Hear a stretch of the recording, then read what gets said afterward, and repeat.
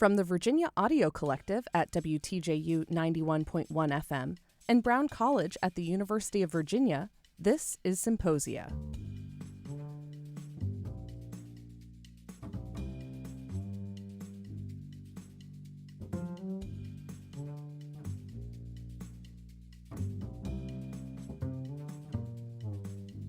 My name is Sage Tanguay, and this is my last episode of Symposia as producer at Brown College. It's been a wonderful 3 years on this project, but I'm excited to hand things over to the students and future faculty fellows. I'm not the only one leaving my position at Brown.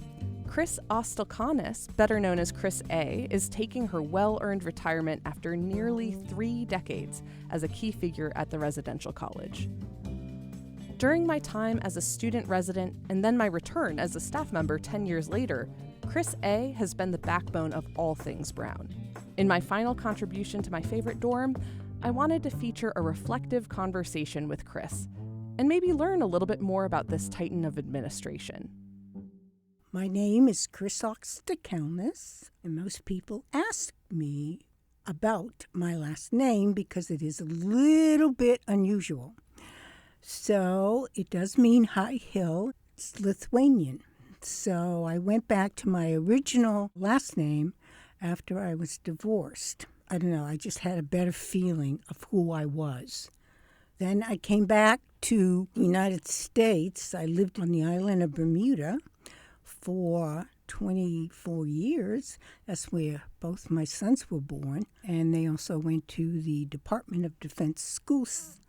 And I ended up getting a job there. Otherwise, I had to pay a pretty steep tuition for them. What brought you to Bermuda in the first place? I used to fly for the Delta Airlines. I wanted to travel and see the world a little bit, and that's exactly what I did. As an attendant or? As a flight attendant. I really loved it. Now, I did it for about 6 years. I used to go back and forth to Bermuda, and that's how I met my husband. He was manager of the airline in Bermuda. Came to Boston for meetings, and I went down with a friend. And the day that he asked me to marry him, there was an emergency, and the airplane was hit by lightning. And so by the time I flew in, we had to do an emergency landing, but everybody was okay. Well, the plane couldn't go back, so I stayed with the crew, and they gave the passengers, they had to get them. And then he asked me, and I said, my gosh, now? So there it was, this dramatic event that happened. Anyways, so that's just part of my life. It's always been a sequence of not going in a normal fashion. We all have things happen to us, but I just seem to have one after another.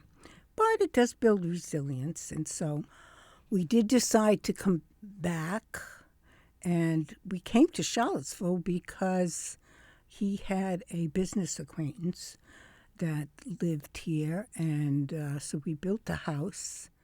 There was always uncertainty and other problems that he had.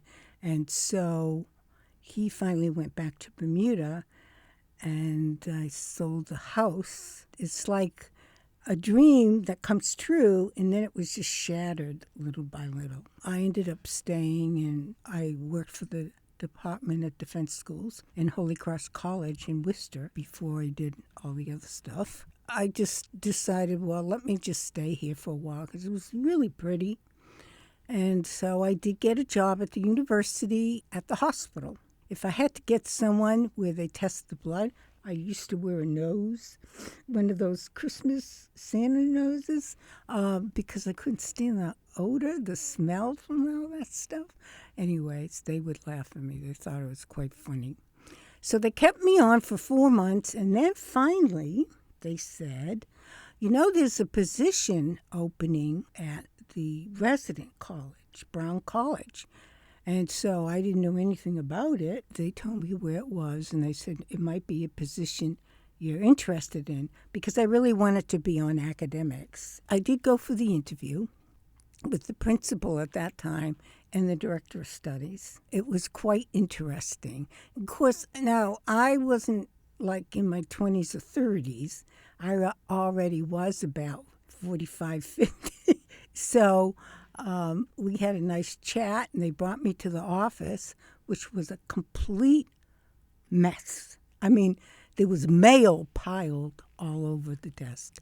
I thought, whoa, this is a real challenge. But I liked the setup and I liked the people.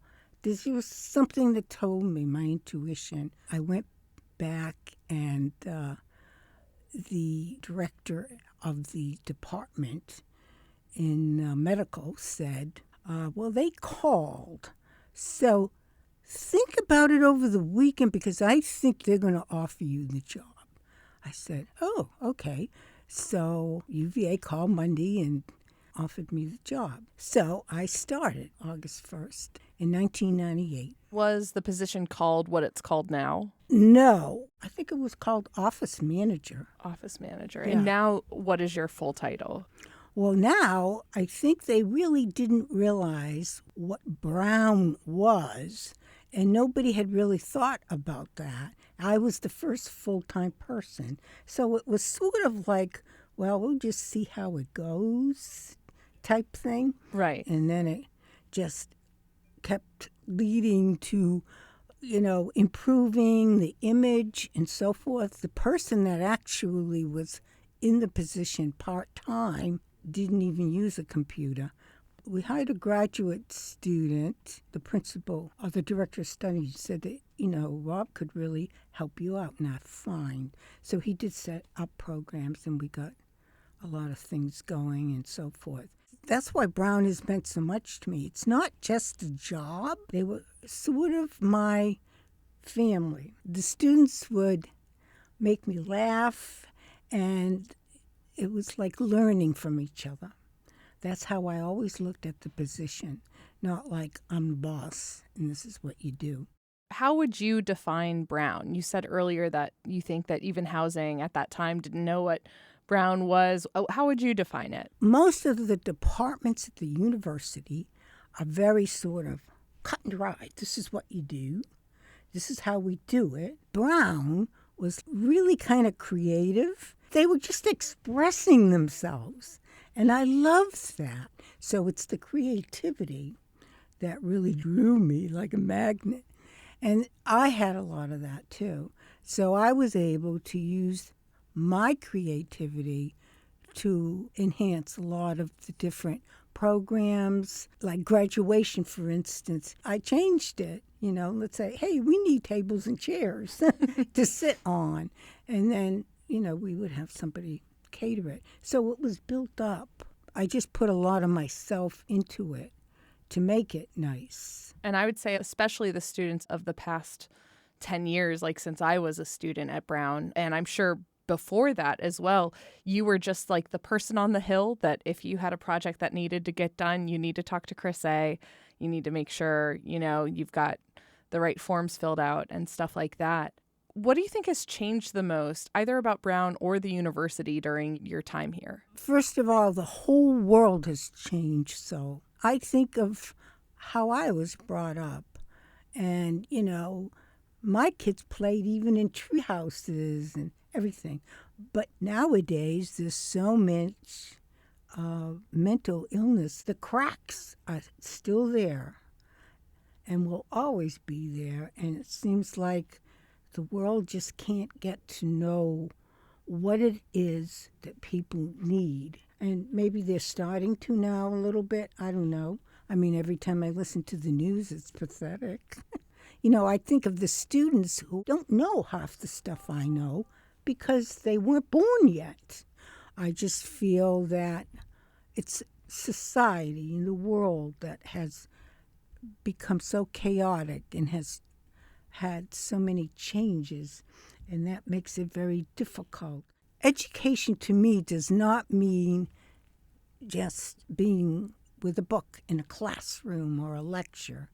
I think we really need to have students build on their character and know what their character is and then they will react to different things. Even at Brown, like the kitchen. Oh, my. That's never changed. But that's a part that they don't know any better. They're not even thinking about that. I don't know. Sometimes I feel that that's what Brown needs. Just have like sessions, rap sessions, and say, okay, let's go in and bring up the things that they need to take care of to be part of the community. It's encouraging to hear that the kitchen has always been bad, though, and not surprising as well. A lot of people using one kitchen. And for me and my friends, I know it just feels like a rite of passage. Like, yeah, when you're 18 through 21, like you live with a bunch of people and you all share a kitchen, and it's terrible. Of course, we got the new kitchen, but still it's not big enough. Right. Because we're always full. Yep. And so it's just trying to get them to improve a little bit. I'm actually going to meet in a couple of weeks with a group of students that graduated in 2002. One of them, Justin, I still keep in touch. One day I did ask him, why do you come to see me? I said, I'd love to see you, but every time you've had your teeth cleaned, twice a year since he graduated, he's come to see me.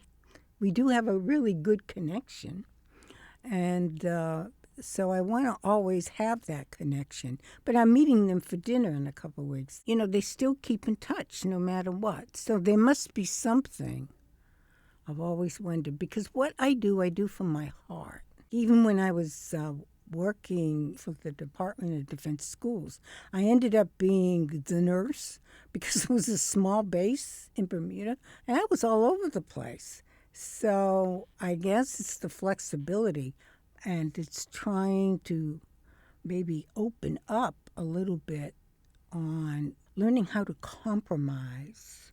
There's so many changes, but the world will always be that way. Sometimes when I reflect, because I meditate a lot, on what our future students, how they will cope with everyday life, and how do they build resilience, and how do they strengthen their character. What is your advice to students in general, or Brown College students particularly, going forward? Brown students have a uniqueness. The students need to work on focusing. I mean, even the students could give a workshop on character. They're very intelligent, so sometimes working with the peers within instead of just having the same events every year. Switching things up. And so I was going to kind of write something about that to them and say, how about doing a couple of more substantial trips? Like we used to go to D.C. and go to the theater or whatever at the Kennedy Center. There's tons of things to do. And it was great. The education would be there, the connection, being able to enjoy something and just do a few more of those larger events and not have all the stuff that you spend. What's next for you when you retire? When that day comes, I'll have to just readjust. I've juggled a lot of things and even a lot of family things that I've had to juggle. So my whole life has been juggling. And so now it's like, okay, and I just do too many things. And so what I want to do is relax and meditate and relieve some of my stress that I've had. And also work on a project that I've been working on for a long time to see where that will take me. I'd love to work on my creativity. You'll have time to potentially work on all of them. That's right. I have put a lot of time into Brown College, so yeah, I am kind of burnt out from all that. And I like to move around and not just sit. And that's what the job has become, where you're just sitting in front of a computer for 8 hours. It just drives me crazy. And that's where I have a problem. I'm very like the Energizer Bunny. And I still want to be there, but at a level that's good for me. Well, thank you so much for coming in today. One of the reasons I asked you in is because I wanted to know just more about you. And I never knew that you were a flight attendant and lived in Bermuda for so many years. Nobody did. Yeah. I know one time I was going to give a presentation on all my different careers that I had. And that was basically just to say, you don't have to stick with the same thing for your whole life. You can learn from every single experience and career choice you have. And you use all of it in different ways throughout your whole life. So I guess that's my way of thinking on it. That's who I am. So, but I'll miss the students. Well, here's to hoping you have a very creative and fulfilling retirement. Thank you. That's me and Chris signing off. We can't wait to see what happens next at Brown.